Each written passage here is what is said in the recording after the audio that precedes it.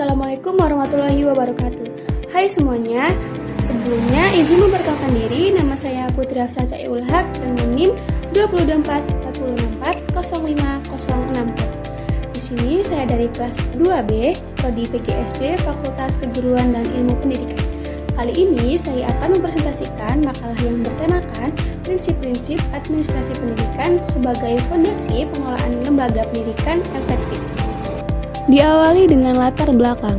Administrasi pendidikan memiliki peran yang sangat strategis sebagai kerangka kerja untuk mengatur seluruh proses pendidikan, mulai dari perencanaan, pelaksanaan, hingga evaluasi. Administrasi pendidikan tidak hanya menyangkut kegiatan administratif semata, tetapi mencakup prinsip-prinsip dasar yang menjadi pedoman dalam menciptakan tata kelola lembaga pendidikan yang efektif dan efisien. Prinsip-prinsip seperti efisiensi, efektivitas, partisipasi, transparansi, akuntabilitas, dan fleksibilitas menjadi dasar penting dalam setiap aspek pengelolaan pendidikan. Tanpa penerapan prinsip-prinsip tersebut, lembaga pendidikan akan kesulitan mencapai tujuan secara maksimal. Selanjutnya, di sini ada beberapa rumusan masalah, di antaranya yaitu apa yang dimaksud dengan administrasi pendidikan, kemudian apa saja prinsip-prinsip administrasi pendidikan, dan yang terakhir bagaimana implementasi prinsip-prinsip administrasi pendidikan. Poin yang pertama yaitu pengertian administrasi pendidikan. Administrasi berasal dari bahasa Latin yaitu administrare, yang artinya melayani, membantu, dan memenuhi. Yang kemudian masuk ke dalam bahasa Inggris menjadi administration. Selanjutnya diterjemahkan ke dalam bahasa Indonesia menjadi administrasi. Kemudian pengertian administrasi. Pengertian administrasi dapat dibedakan menjadi dua, yaitu administrasi dalam arti sempit dan administrasi dalam arti luas. Dalam arti sempit, administrasi diambil dari istilah bahasa Belanda yang berarti setiap penyusunan keterangan secara sistematis dan pencatatannya secara tertulis dengan maksud untuk memperoleh suatu ikhtisar mengenai keseluruhan keterangan tersebut dan dalam hubungannya satu sama lain. Kemudian, dalam arti luas, administrasi dapat dibagi menjadi beberapa pengertian, yaitu yang pertama, keseluruhan kerjasama antara dua orang atau lebih untuk mencapai tujuan. Kemudian proses penyelenggaraan dalam kerjasama untuk mencapai tujuan tertentu. Dan yang terakhir, kegiatan yang dilakukan untuk mengendalikan suatu usaha atau pemerintah agar tujuannya tercapai. Kemudian dapat kita simpulkan ya dari beberapa pengertian di atas bahwa administrasi adalah keseluruhan proses kerjasama antara dua orang atau lebih yang didasarkan asas tertentu untuk mencapai tujuan yang telah ditetapkan. Berdasarkan pengertian tersebut, dapat dipahami bahwa administrasi bukan hanya pekerjaan tulis-menulis di belakang meja saja, namun mencakup pengaturan manusia dan non-manusia, meliputi waktu, tempat, sarana, dan prasarana. Selanjutnya, pengertian administrasi menurut para ahli. Yang pertama yaitu ada pengertian dari Dr. Andes Muhammad Ngalim Parwanto yang mengatakan bahwa administrasi pendidikan adalah proses pengarahan dan pengintegrasian segala sesuatu baik personel, spiritual, dan material yang bersangkut paut dengan pencapaian tujuan pendidikan. Kemudian pengertian dari Hadari Nawawi yaitu yang mengatakan bahwa administrasi pendidikan adalah rangkaian kegiatan atau proses pengendalian kerjasama sejumlah orang untuk mencapai tujuan pendidikan secara sistematis yang diselenggarakan di lingkungan tertentu berupa lembaga pendidikan. Kemudian yang terakhir, menurut Herbert Alexander Simon, administrasi dapat dirumuskan sebagai kegiatan dari kelompok orang-orang yang bekerja sama untuk mencapai tujuan bersama. Kemudian poin yang kedua, yaitu prinsip-prinsip administrasi pendidikan.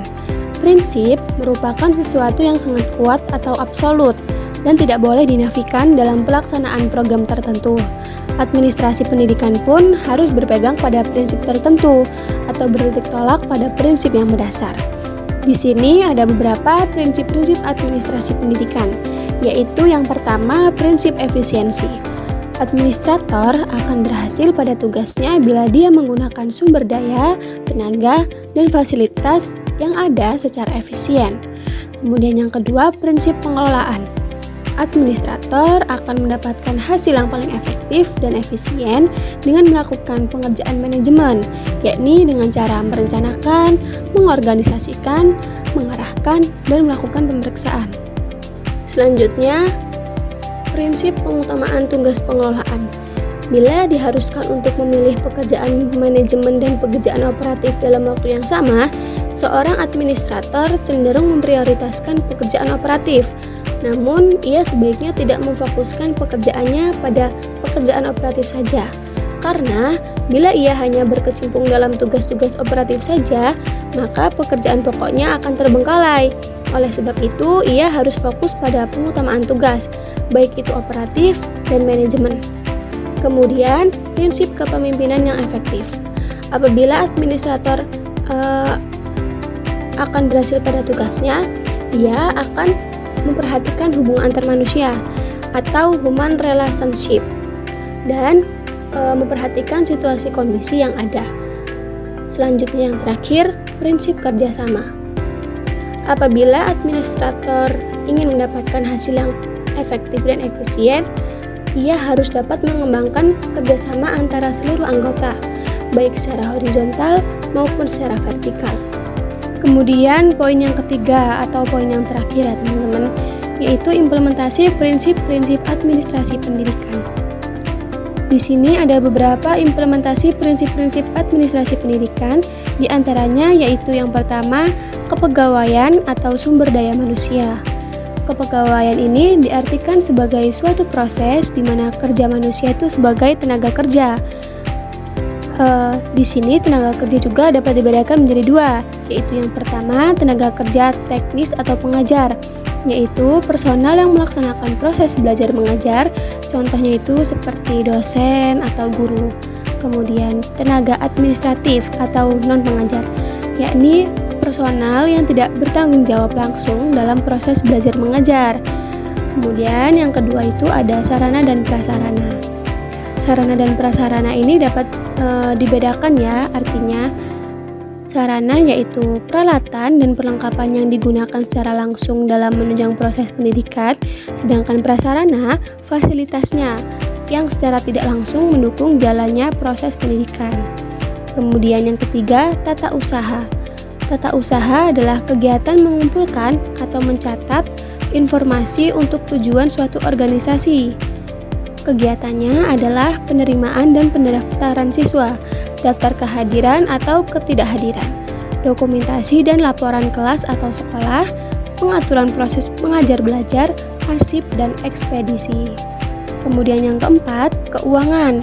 Administrasi keuangan sekolah adalah analisis sumber pendapatan dan penggunaan biaya untuk pengelolaan pendidikan yang efektif dan efisien.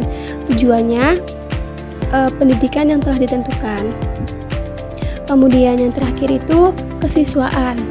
Administrasi keuangan sekolah merupakan analisis sumber pendapatan dan penggunaan biaya untuk pengelolaan pendidikan yang efektif dan efisien untuk mencapai tujuan pendidikan yang telah ditentukan. Kemudian yang terakhir yaitu kesimpulan. Dapat disimpulkan bahwa administrasi pendidikan merupakan fondasi utama dalam mewujudkan lembaga pendidikan yang efektif dan efisien. Prinsip-prinsip administrasi pendidikan seperti efisiensi, efektivitas, transparansi, akuntabilitas, partisipasi, dan fleksibilitas menjadi landasan penting dalam pengelolaan seluruh unsur pendidikan. Dengan penerapan prinsip-prinsip tersebut, proses perencanaan, pengorganisasian, pelaksanaan, serta evaluasi dalam lembaga pendidikan dapat berjalan secara sistematis dan terarah. Selain itu, administrasi pendidikan yang baik mampu menciptakan iklim organisasi yang kondusif, meningkatkan kinerja tenaga pendidik dan kependidikan, serta menunjang pencapaian tujuan pendidikan nasional.